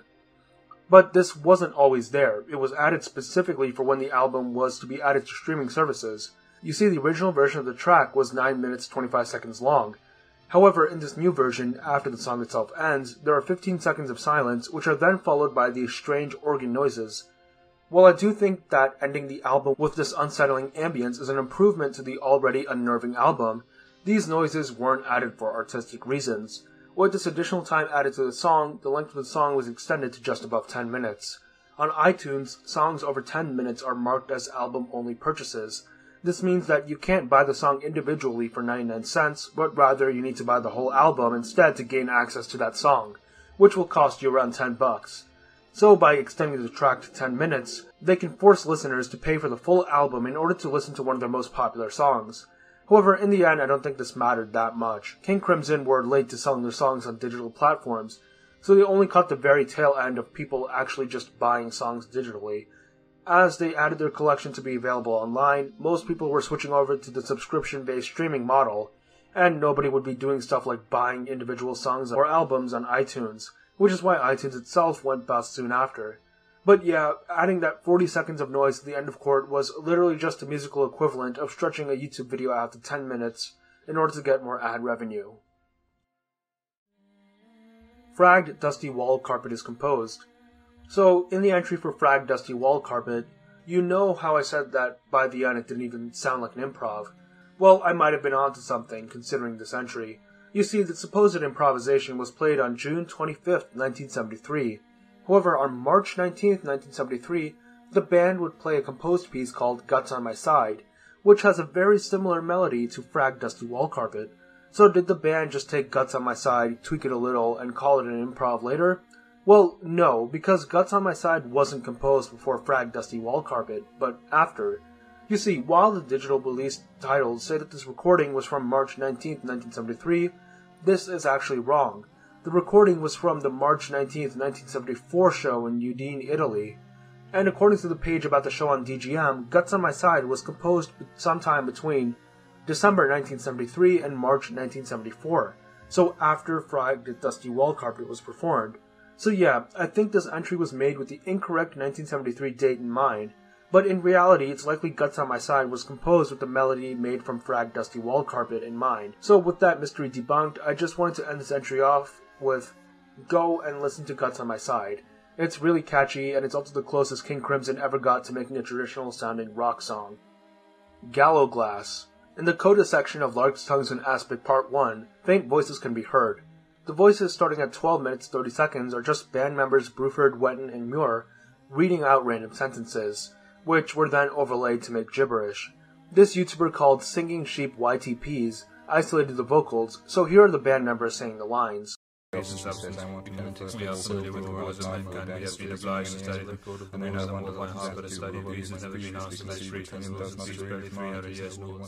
However, before then, there are voices that are lifted from a production of some sort, complete with static in the background. Here's a snippet of those voices. I wouldn't worry about that sore throat of yours. A good hanging's the best cure for it, I know.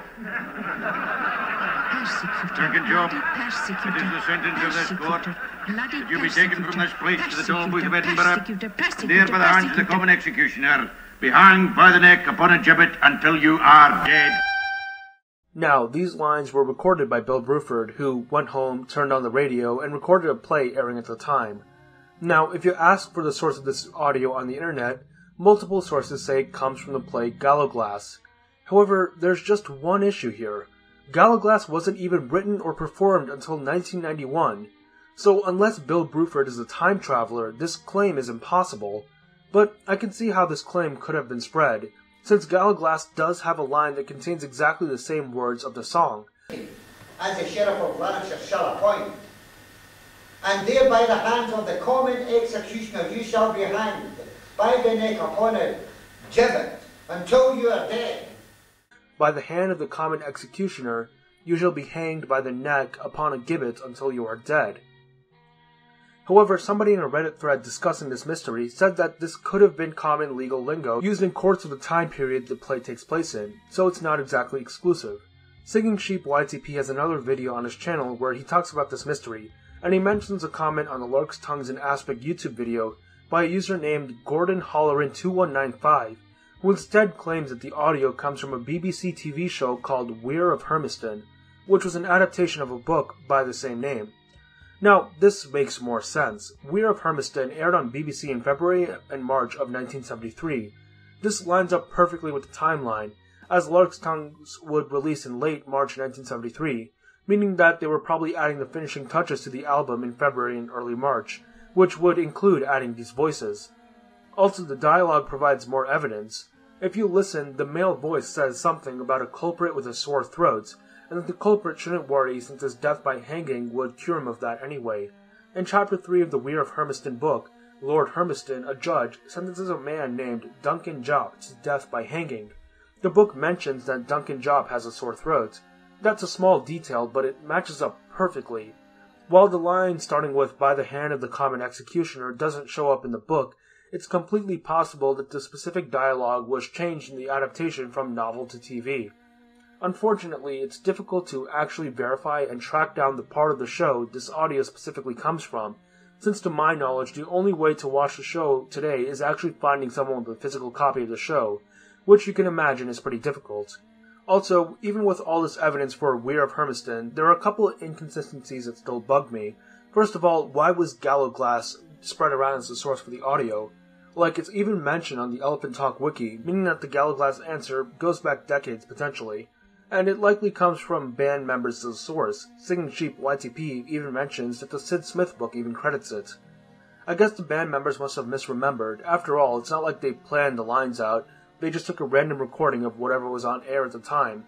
But Sid Smith reportedly mentioning it in his book is more strange, considering that it's supposed to be a factual documentation. I guess one of the band members just told Smith the audio came from a play called Gallows Glass, and he put it in the book without double-checking the info, because why would he need to if it came from the mouth of the band itself? Also, another weird detail is that Weir of Hermiston was a TV show, while the official story from the band is that Bill Bruford recorded a radio play. However, after a brief Google search, I found that back in the days of analog television, some radios would be able to play the audio of TV broadcasts, so there's that detail rectified. So yeah, even though the voices on Lark's Tongues Part 1 are credited to Gallows Glass, they most likely belong to the Weir of Hermiston.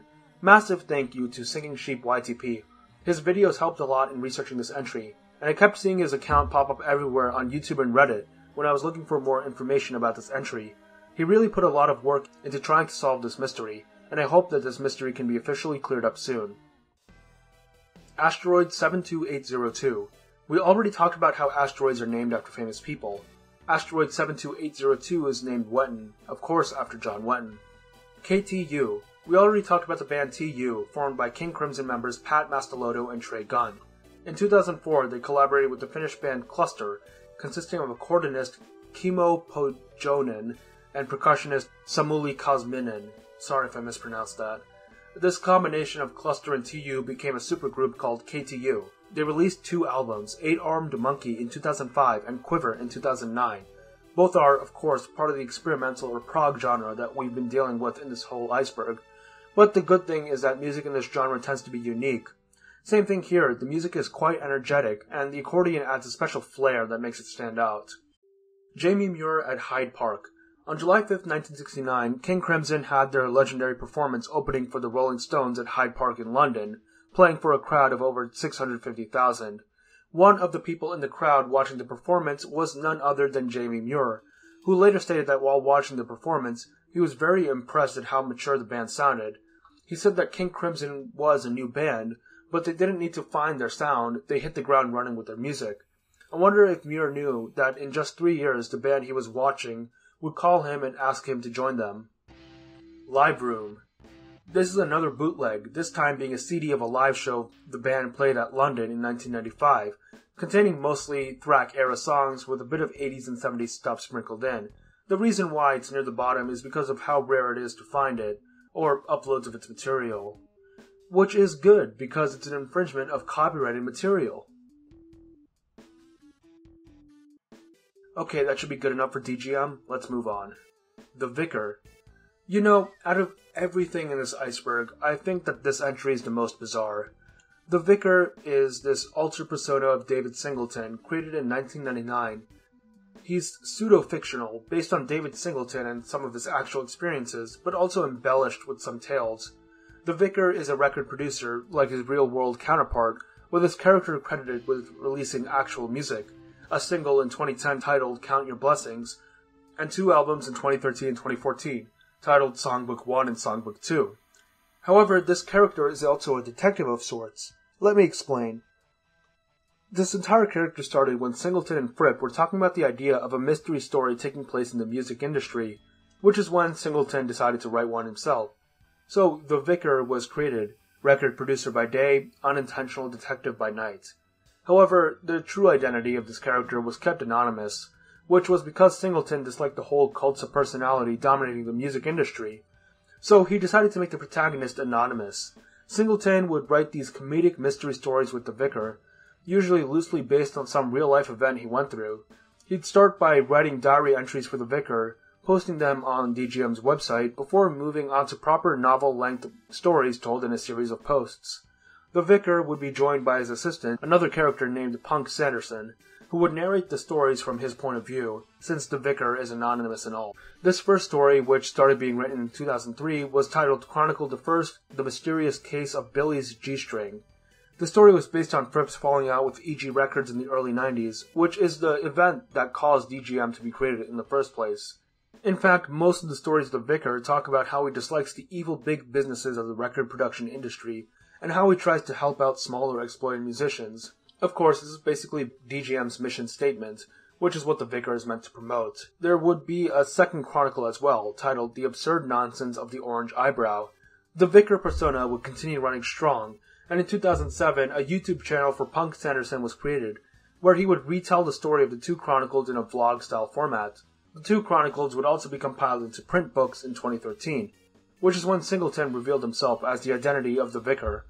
The first chronicle would get a graphic novel adaptation, and there would even be a mobile app game of all things.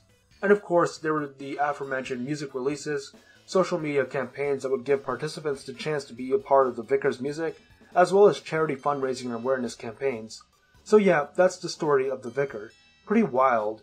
I respect that Singleton wanted to do this multimedia bizarre side project just for the fun of it, essentially. Emmanuel Plagiarism. Emmanuel is a 1974 French erotic film. The plot is basically just about this woman having a bunch of sex in Bangkok, but we're not here to talk about that. For whatever reason, the composers of the film thought it would be a good idea to just copy Lark's Tongues in Aspic Part 2 for multiple songs in the movie.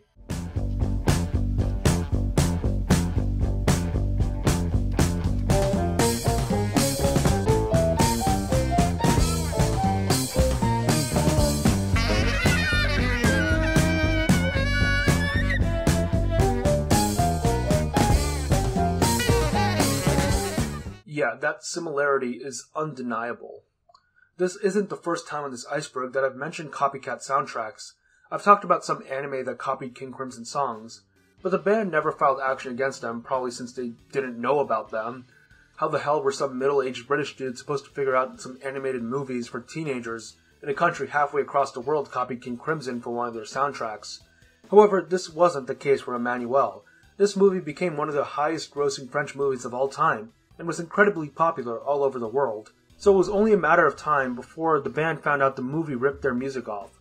One day, Wetton told Fripp something along the lines of, "Hey, there's a super popular French erotic movie that ripped off our song." Fripp immediately booked a ticket to watch the movie, and would actually record the whole thing in order to gather evidence of the plagiarism. According to him, the movie was boring, but he had got what he came for, as he found that basically every sex scene in the movie was scored with a song that sounded exactly like Lark's Tongues in Aspic Part 2. I don't understand why the filmmakers thought that Lark's Tongues in Aspic out of all songs would be fitting to play during sex scenes, but hey, don't knock it till you try it, am I right? It was likely that the composers had heard the track when the band played live on French television, and they decided to just copy that for the movie soundtrack they were working on. Fripp would then sue the filmmakers for copyright infringement, and the case led to him being credited as the composer of the song, which also granted him royalties. In a 2013 interview, he said that he still makes money off of these royalties, considering that the movie was still being shown and aired. I mean, Fripp is lucky that such a popular movie ripped him off. I mean, that movie spawned basically an entire cinematic universe's worth of sequels and unauthorized spin-offs. Like, imagine the money you would get if you were accidentally given royalties to Iron Man in the MCU, for example. That's basically what Fripp got. Maybe not that extreme. Emmanuel is getting a remake this year. Who knows, maybe the composers of the remake will rip off Radical Action to unseat the hold of Monkey Mind.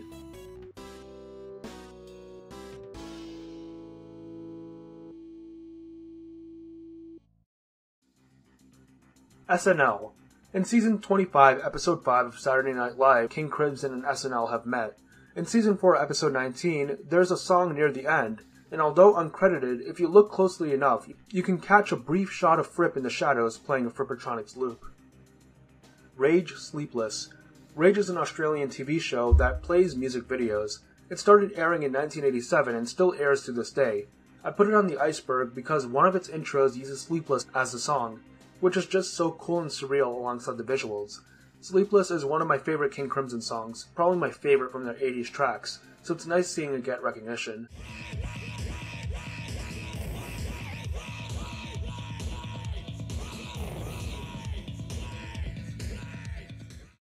Movies with King Crimson. So we've spent the past few entries talking about King Crimson being used in other media, so might as well make an entry talking about times King Crimson songs were used in movies. With permission this time. One of the most well-known examples is In the Court of the Crimson King being used in the 2006 movie Children of Men. The song perfectly fits the apocalyptic and hopeless setting of the movie. The scene it's used in makes the song fit in even more, since that scene establishes the ruling upper class of this crumbling world, which is kind of exactly what In the Court of the Crimson King is about. Another movie that uses a King Crimson song is the 2018 film Mandy, starring Nicolas Cage. Starless is played over the opening credits of the movie, which once again does a great job at setting the tone for the movie. The movie also takes more inspiration from King Crimson though, since Nick Cage's character is named Red, and he was named after the album.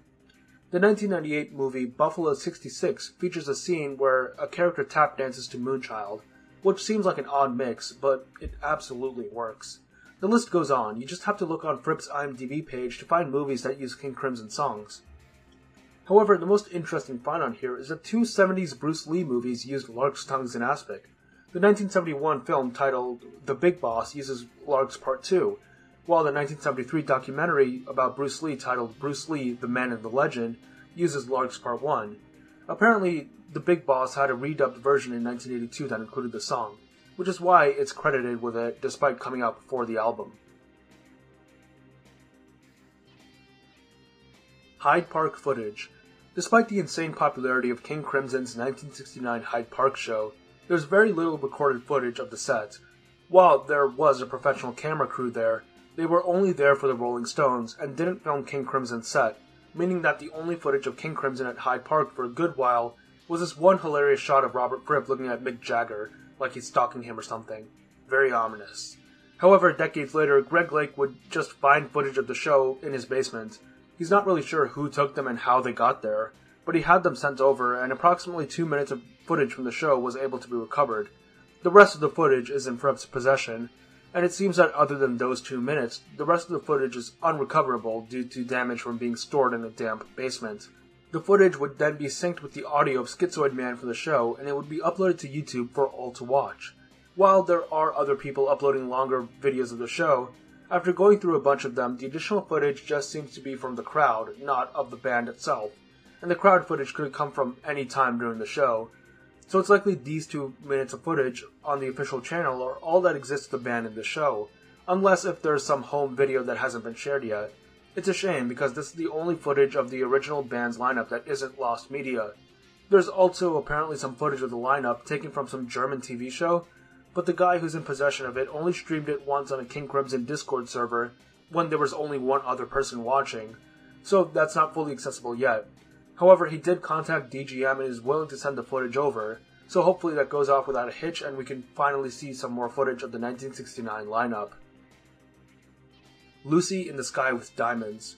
Lucy in the Sky with Diamonds is a 1967 song by the Beatles. When doing their very first rehearsals in 1969, King Crimson would play a cover version of the song. Of course, this would be dropped after they had written enough of their own material. Just as a little aside, I learned while researching this entry that the band's first rehearsals took place in the basement of the Fulham Palace Road Cafe, which is now a Turkish restaurant named Ottoman. It was in that basement that the band would create the first few albums of their discography, all the way up to Islands. So if you ever find yourself in London, go and eat at the Ottoman restaurant on the Fulham Palace Road, knowing that King Crimson had made some of their most iconic songs right below where you're eating. Castle of the Elfin King. This is a song made by the fictional progressive rock band Shrine of Frodo in the animated sitcom F is for Family.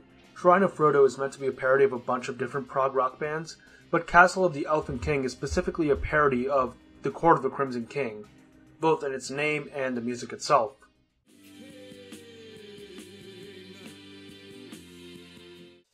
Project 5. We've talked about the various different projects, but for some reason there was never a Project 5, even though there was a Project 4 and a Project 6. In 2006, when Project 6 materialized, Fripp had also announced plans for a Project 5 with its own unique lineup, but this never actually got out of the planning phase. Easy Money Laughing Bad. At the end of Easy Money, you can hear some guy maniacally laughing. Well, this isn't an actual band member being recorded laughing. The sound actually comes from this old toy called a laughing bag. This is an old kid's toy from the late 60s. It was a bag which contained a mini record player with a recording of someone laughing. You could press a button through the bag in order to play the laughing sound. Take a listen.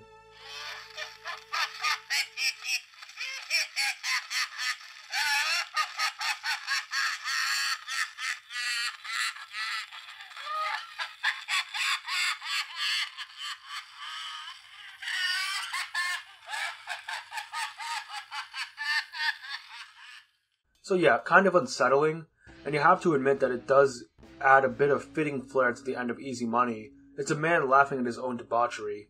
But about the laughing bag itself, I can understand why kids would enjoy it, but what I don't understand is why parents would buy it for their kids.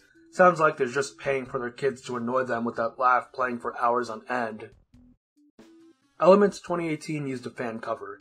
The Elements 2018 tour box contains a version of Discipline which supposedly has Gavin Harrison on drums and Jacko on all other instrumentals. However, this may not actually be the case. The non-drumming instrumentals are very likely a fan cover from SoundCloud user Bender Brain. Back in 2015, this user had uploaded various electronic covers of Discipline to his SoundCloud. Each of these covers would have one missing instrument, to allow people to practice the song on their respective instrument alongside the song. Of course, the one likely used on the Elements box set was the no drums version. While of course this isn't confirmed, listening to the SoundCloud cover and then the sample of the song on DGM's website makes me believe that they are one and the same. especially considering that the SoundCloud version has these drawn-out sleigh bells almost in the background, and these exact same bells are present in the box set version of the song if you listen carefully. Also, after the release of the 2018 box set, Bender Brain's cover supposedly got struck down on YouTube for copyright infringement, which only supports this case further. The main theory explaining this is that while playing the drum part, Harrison used this drumless cover as a background, either while playing or he overlaid his drum track on top of the cover just to see how it sounded. Jacko likely did record his part, but for some reason the mix containing the cover got included in the final product, and it was shipped without anyone realizing. By the time they noticed, it was too late to change anything, so they just hoped that nobody would notice. At least, this is what I think happened. Once again, this is not fact. Bent Cymbal Recreation. We've already talked about the bent cymbal Bill Bruford found in the trash can of a studio and used during the recording of Red. Well, Bill Bruford loved it so much he tried to get it recreated. According to Bruford, he had used the cymbal for around a year after he found it until it broke. He then shipped it to the company Paste Cymbals and asked them to custom make something similar, but he never heard back from them. Blue. We all know about the song Red on the Red album, but do you know about the song Blue? It was written around the same time as the band were working on the Red album. It was actually written before the song Red. In fact, Fripp would post images of the sheet music on his DGM diary, however they are quite blurry. Apparently Wetton liked the piece, but the band came to the consensus that the piece wasn't meaty enough to be considered a complete song. However, according to Fripp himself, a motif written for Blue would be lifted and become the melody that opens and closes the Red song. Also, it's possible Blue was used for other King Crimson songs. On the DGM page covering the double trio, when describing the song Vroom Vroom, they say it has a middle section originally written but not used for Red. Now, it's not confirmed that this middle section was from Blue specifically, but there is a likely possibility that it is. So if you combine the middle part of Vroom Vroom with the beginning and end of Red, you could get something similar to the original Blue. Gordon Haskell Online Rant. Once again, I would want to start off this entry by saying that we don't know if the person we're talking about is actually Gordon Haskell. The online forum, which is the setting for this entry, Mudcat Cafe, allows guests to use whatever name they want when writing a comment, with the name being set while writing the comment. So, since there is no verification of user identity, there is no way to concretely say that any of these users we'll be talking about are Gordon Haskell.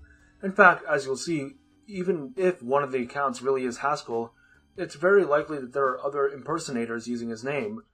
But regardless, considering this thread kept being updated for over a decade, some weirdo impersonating Gordon Haskell on this one thread for like a good 9 years is interesting enough to include near the bottom of this iceberg.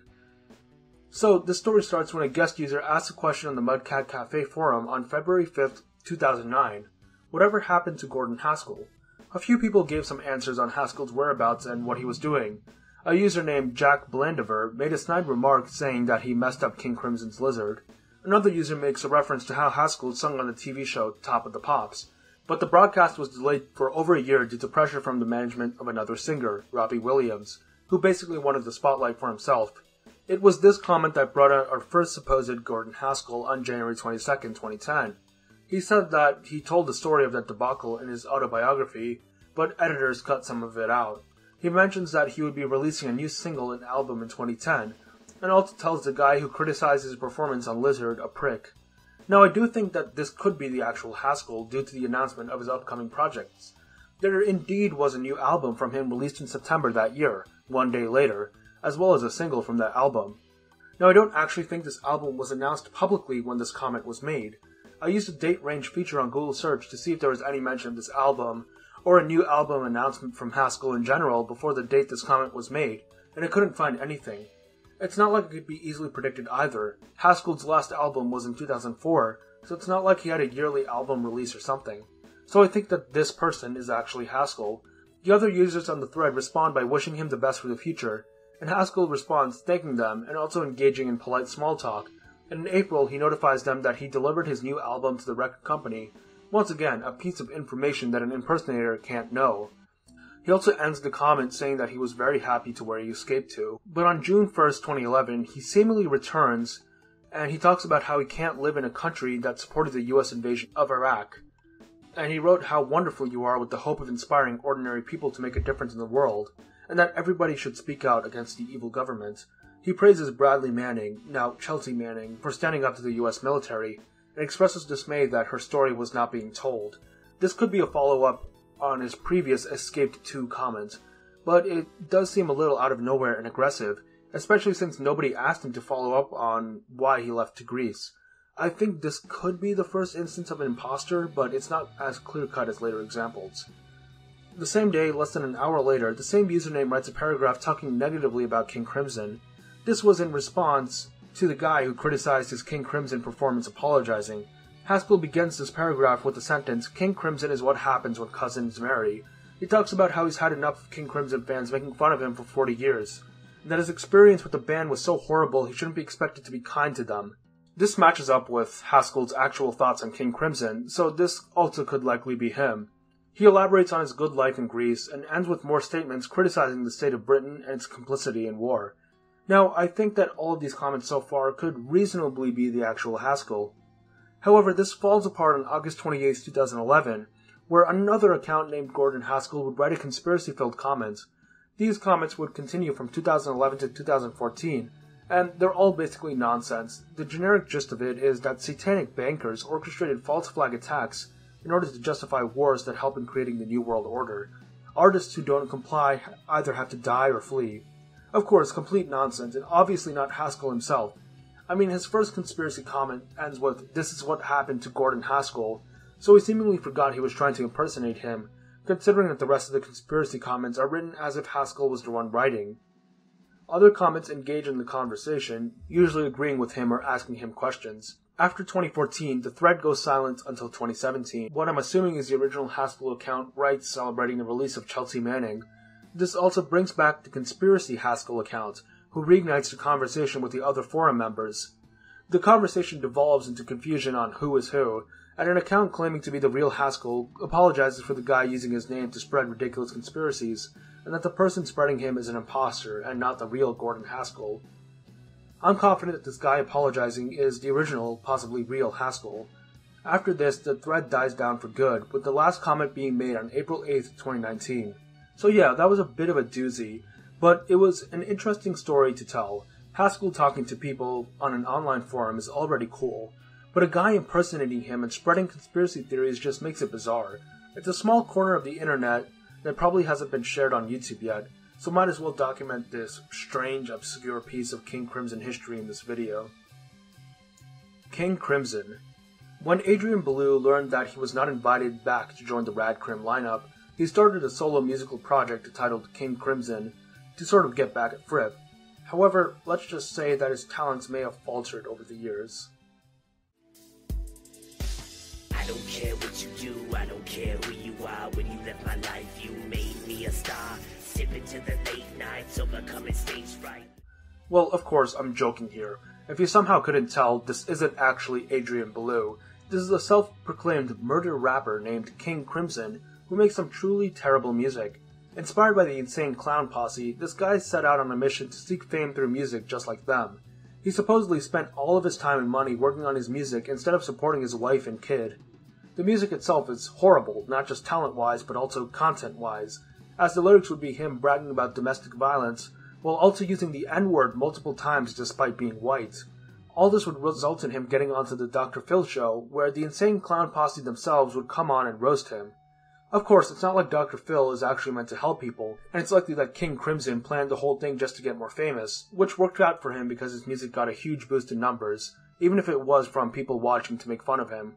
So yeah, if someone tells you that they're a fan of King Crimson, ask them to spell Crimson, because you should probably make sure that they're not talking about this guy. The Lost Blue Tape for Udine. The Blue Tapes are the name used to refer to recordings in the band's possession of European live shows they performed in 1973 and 1974. These tapes are renowned for their high audio quality, which is great since most of the live performance recordings from that era, especially the audience bootlegs, were of horrible quality.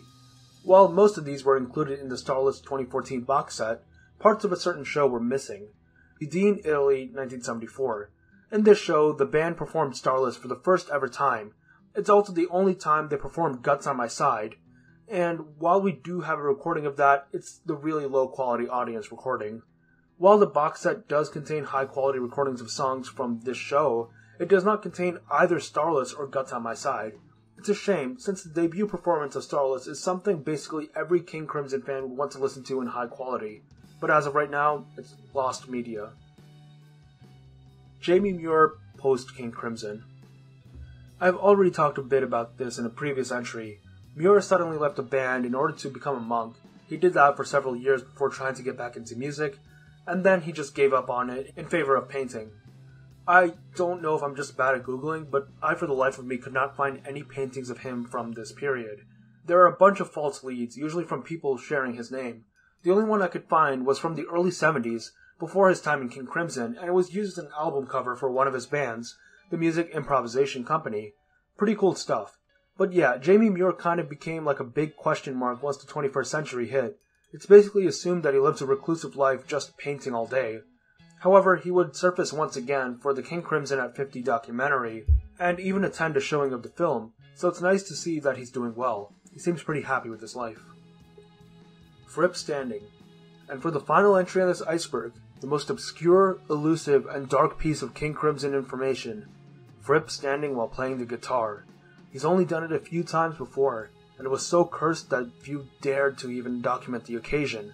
Legend says that the next time Fripp stands while playing the guitar, the end of times will be upon us.